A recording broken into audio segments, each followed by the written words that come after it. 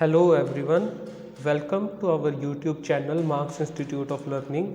ਜਿਵੇਂ ਕਿ ਤੁਹਾਨੂੰ ਸਭ ਨੂੰ ਪਤਾ ਹੈ ਕਿ ਆਪਣੀ ਜੀਕੇ ਸੀਰੀਜ਼ ਚੱਲ ਰਹੀ ਹੈ ਪੰਜਾਬ ਪਟਵਾਰੀ ਅਤੇ ਪੰਜਾਬ ਨੈਬ ਤਹਿਸੀਲਦਾਰ ਦੇ ਐਗਜ਼ਾਮ ਲਈ। ਆਪਾਂ ਪਿਛਲੀ ਵੀਡੀਓਜ਼ ਦੇ ਵਿੱਚ ਕੁਝ 100 ਕੁਐਸਚਨਸ ਪੂਰੇ ਕਰ ਲਏ ਸੀ ਜੀਕੇ ਦੇ, ਔਰ ਅੱਜ ਆਪਾਂ ਇਸ ਸੀਰੀਜ਼ ਨੂੰ ਕੰਟੀਨਿਊ ਕਰਾਂਗੇ 101 ਨੰਬਰ ਕੁਐਸਚਨ ਤੋਂ। ਸੋ ਇਸ ਵੀਡੀਓ ਦਾ ਫਸਟ ਕੁਐਸਚਨ ਹੈ जो कि 101 है। A huge mass of ice fed by snow on a high mountain slowly sliding downhill before it starts melting is called। कहते एक वड्डा आइस का मास मतलब कि बर्फ का मास, बर्फ का एक टुकड़ा वड्डा सारा जिसके उपर स्नो होवे उच्चे पहाड़ों के उपर, जो कि हौली हौली पहाड़ों तो नीचे वाल नूं स्लाइड करता है मैल्ट होने तो पहला, तो इसनूं की कहा जाता है? तो इसका आंसर है जी ग्लेशियर। इसनूं ग्लेशियर कहा जाता है। Next question, which countries road network is the largest in the world. कहते किहड़ी कंट्री का रोड नैटवर्क है जो वो सब तो वड्डा है, यानी कि सड़कों का नैटवर्क। तो ये अपना ही देश है इंडिया, तकरीबन 41 लाख किलोमीटर जो कि अपना रोड नैटवर्क है अपने देश का। Next question is which is India's first expressway. कहते इंडिया की पहली एक्सप्रैस वे केड़ी है? तो इसका आंसर है अहमदाबाद वडोदरा एक्सप्रैस वे। तो जी ये अहमदाबाद वडोदरा एक्सप्रैस वे है ये फस्ट है, क्योंकि ये डिकलेयर हुई सी 1986 के विच, बट ये ओपन हुई सी यानी कि चल पई सी, ऑपरेशनल हुई सी 2003 के विच। सैकेंड क्वेश्चन है which is the first opened express way in India. कहते पहली केड़ी एक्सप्रैस वे है जी ऑपरेशनल हुई सी। हुण पिछले क्वेश्चन च तुसीं देखिया सिर्फ पूछा गया सी पहली एक्सप्रैस वे केड़ी सी, तो दसता अहमदाबाद वडोदरा सी। हुण पूछा पहली ऑपरेशनल एक्सप्रैस वे केड़ी सी, तो इसका आंसर है मुंबई पुणे एक्सप्रैस वे। ये डिकलेयर हुई सी 2002 दे विच ते ऑपरेशनल भी 2002 दे विच हो गई सी। नैक्सट क्वेश्चन वाल मूव करते हैं। Quinine a drug for malaria is made from which part of the cinchona tree. कहते एक क्विनीन एक जो ड्रग है दवाई है मलेरिया नूं ठीक करन दी, तो यह सिंकोना ट्री के किहड़े हिस्से तो बनती है? इसका आंसर है बार्क, यानी कि यह ट्री के तने तो बनती है। 106 नंबर क्वेश्चन है वट इज़ हरमतान। हरमतान कहते की है? इसका आंसर है a dry and dusty west African trade wind. एक ड्राई तो डस्टी मतलब सुक्की विंड है, ट्रेड विंड है वैसट अफ्रीका की। 107 नंबर क्वेश्चन देखो, वैन डज हरमतान ब्लोज। कहते ये जी विंड है हरमतान ये कदों चलती है? आंसर है during dry season from December to February. जो सुक्का मौसम हुंदा है दिसंबर तो फैबरूअरी के विच उदों ये विंड चलती है। 108 नंबर क्वेश्चन है what does हरमतान constitutes.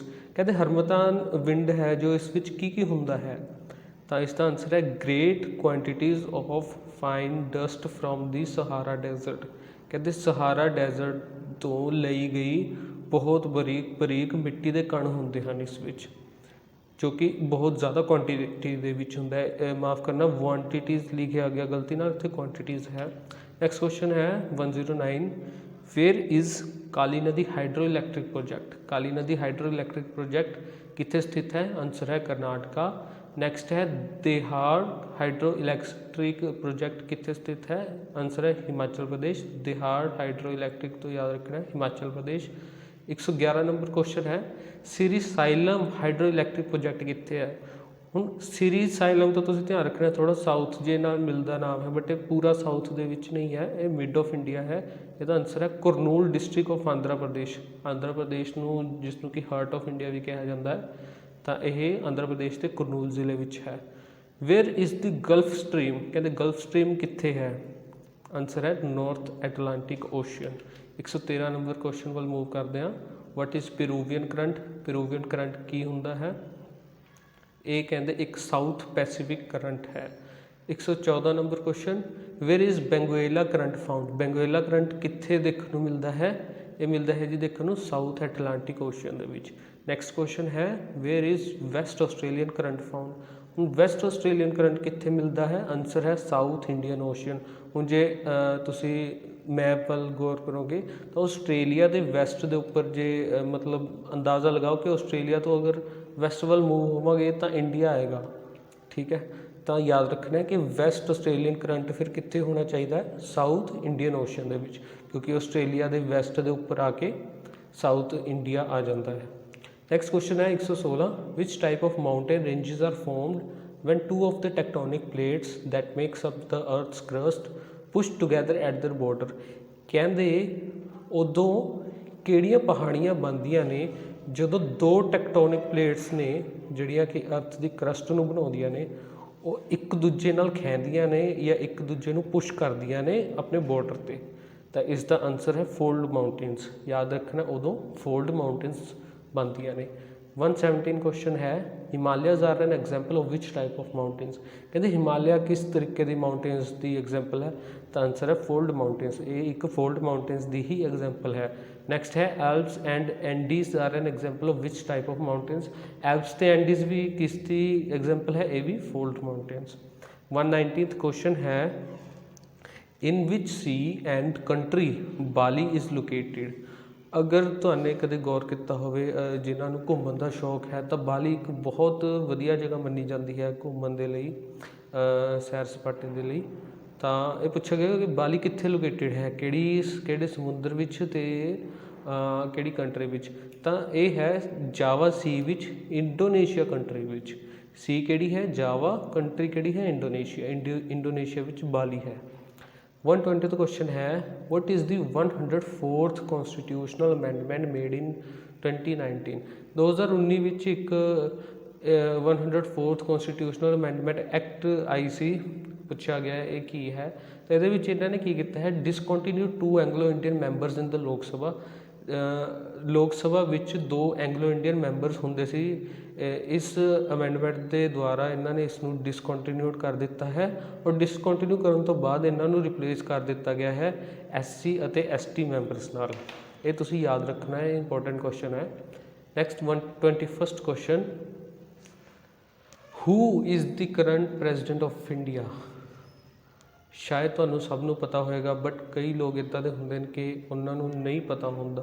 Prime minister का पता हुंदा है, अपने मुख मंत्री का पता हुंदा है, पर प्रेजिडेंट वाल ध्यान नहीं देंदे। तो आंसर है रामनाथ कोविंद।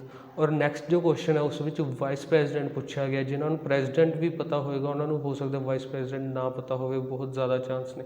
तो वाइस प्रेजिडेंट हाँ जी एट प्रेजेंट वेंकैया नायडू। की नाम है, वेंकैया नायडू। और नैक्सट क्वेश्चन भी इस दे नाल रिलेटिड है, who is the ex officio chairman of राज्य सभा। कहते राज्य सभा के एक्स ऑफिशियो चेयरमैन कौन होंदे हैं, तो यह हमेशा वाइस प्रेजिडेंट ही होंदे हैं। तो हुण जे पूछा जाए तो हुण कौन ने एक्स ऑफिशियो चेयरमैन राज्य सभा के, तो ने वाइस प्रेजिडेंट मतलब वेंकैया नायडू जी। नैक्सट क्वेश्चन है, within how much time the by elections are to be held in any house of the parliament और अ स्टेट लैजिस्लेचर। कहते किन्ने टाइम दे विच बाई इलैक्शंस ने जो वो करवा दिते जाते हैं किसी भी स्टेट लैजिस्लेचर दे विच या किसी भी पार्लीमेंट के हाउस विच। दोस्तों बाई इलैक्शंस उदों होंदे हैं जदों किसी भी जिते हुए कैंडीडेट की डैथ वगैरह हो जाती है और उत्थे दी सीट खाली हो जाती है, तो उत्थे बाई इलैक्शंस करवाए जाते हैं विद इन 6 मंथ्स, 6 महीने के अंदर अंदर। नैक्सट क्वेश्चन है 125वां, which of the fundamental rights provides protection against double jeopardy.